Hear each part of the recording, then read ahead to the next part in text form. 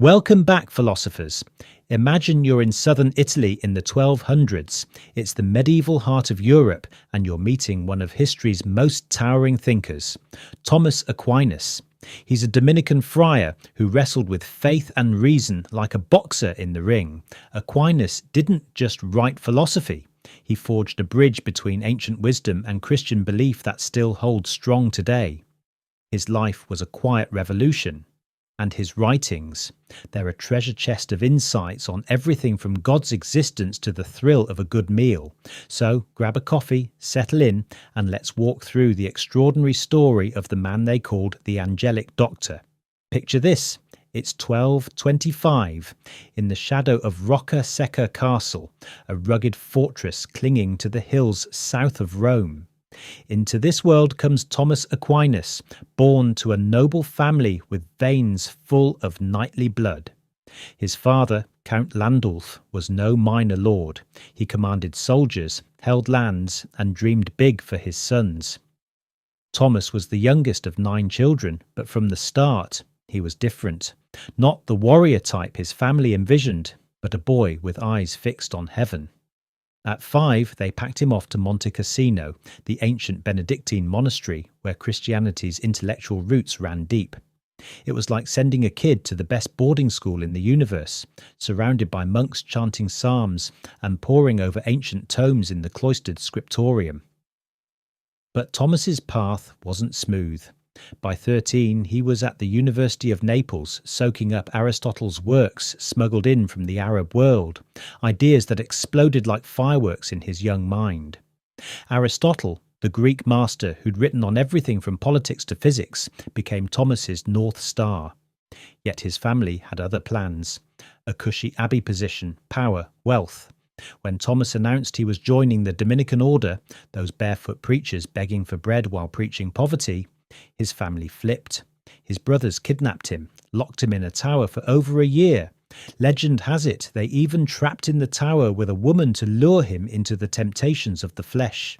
Thomas, unflinching, grabbed a burning brand from the fire and drove her out, scorching the door. He traced the sign of the cross on the wall and prayed for chastity. That iron will define him. A gentle giant, they called him, over 6 feet tall in an era of short men, but with a soul of steel. Freed by his mother's secret help, Thomas walked to Paris in 1245, the intellectual capital of Europe. There, under Albertus Magnus, Albert the Great, a polymath who dissected animals and debated angels, Thomas bloomed. Albert saw past the silent student everyone mocked as the dumb ox, and prophesied, "You call him the dumb ox, but his bellowing will one day fill the world." And it did. Thomas taught, preached and wrote like a man possessed, churning out millions of words over his short life. Now let's get to the writings, the beating heart of Aquinas' genius. His masterpiece, the Summa Theologica, unfinished at his death, but a colossal 3,500 pages of pure reason wrestling with faith. Imagine trying to explain God to a skeptic using logic sharper than a surgeon's scalpel. That's the Summa. It starts with the biggest question: does God exist? Not with blind faith, but 5 proofs, straight from scientific observation. First, motion. Everything in motion needs a mover. Can't go back forever. There must be an unmoved mover. Second, causation. Like dominoes, effects need causes, tracing back to a first cause. Third, necessity. Things that could not exist do exist, so something necessary must sustain them. Fourth, degrees. We see good, true, noble things in varying degrees, implying a maximum, perfect goodness itself. Fifth, design. The universe ticks like a watch. It screams intelligent design. These aren't dusty arguments, they're alive. Think about it. Next time you're staring at the stars or watching a bird build a nest, Aquinas makes you see purpose everywhere, not randomness. He borrowed from Aristotle but baptized him. Reason and revelation aren't enemies, they're dance partners. Faith perfects reason, he said. God gave us brains to use them. But Aquinas wasn't just cosmic, he was earthy.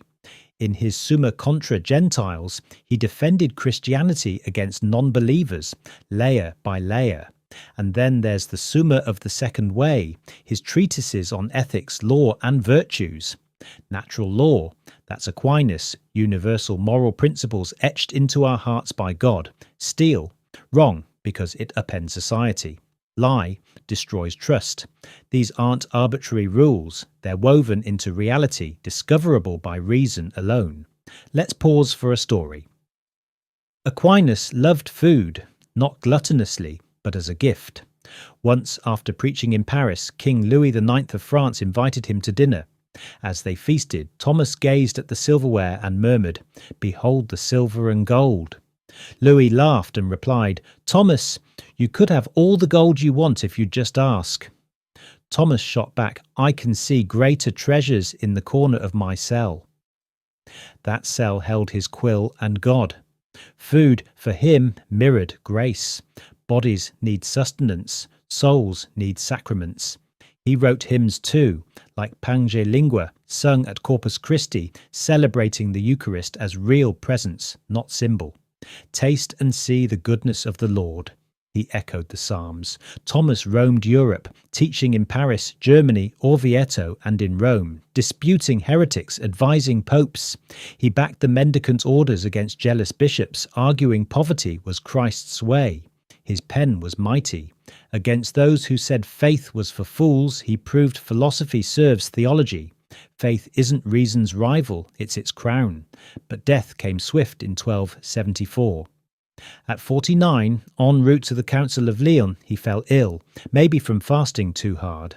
At Fossanova Abbey, he received last rites, refused food, and said of the Summa, "All that I have written seems like straw compared to what I have seen."